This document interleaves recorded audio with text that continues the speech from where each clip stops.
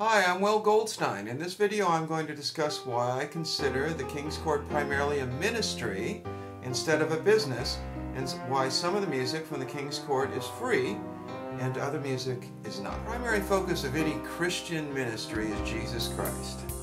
I consider myself a servant of Jesus Christ. I started writing songs back in around 1980.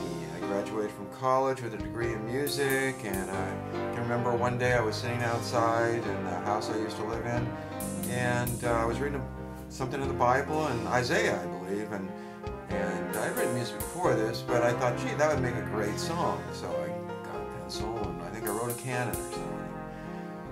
Well, I continued doing that and continued going through the book of Isaiah and continued writing more and more songs, and I started going through other books of the Bible, and I've been doing that ever since 1980, and I've probably written well over 1,000 songs. There's a lot of songs I'd like to get up on the internet.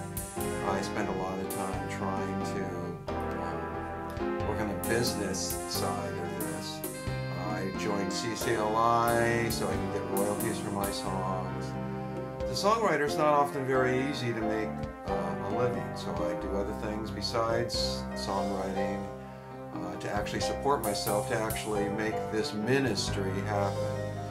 In any business, the primary focus of any business is to have a service and then to have some profit so you can support yourself.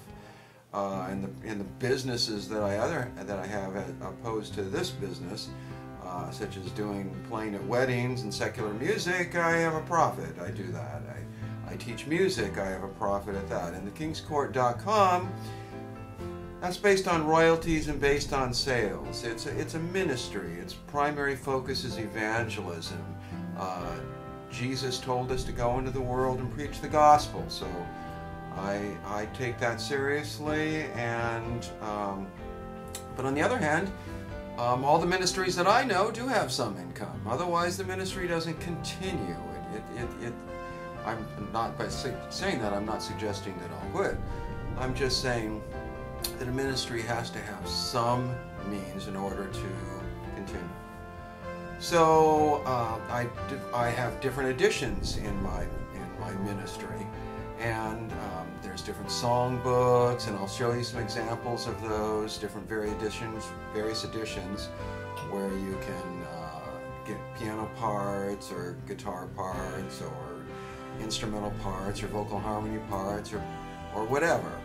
And obviously after I put a lot of work into it, I have the CDs and MP3s, and if people buy those, okay, then that supports this ministry, and that actually gives me some budget then in order to do more music, for instance, pay someone else to help me with an enormous amount of tasks.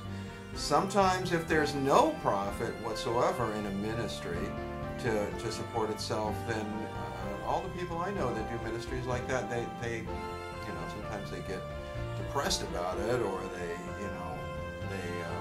lose incentive is the most important thing. And so for me, if I'm going to do publications that involve printing out piano parts for you or vocal harmony parts, and then people buy those so that they can do the vocal harmonies or whatever, then I'll print out more of those.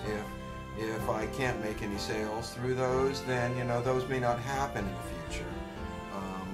The things that I will always continue to do are to give you the basic songs and the MIDI files and the lead sheets. Those have always been free, and as far as I'm concerned, as long as I'm alive, they will always be free. I would like to always make them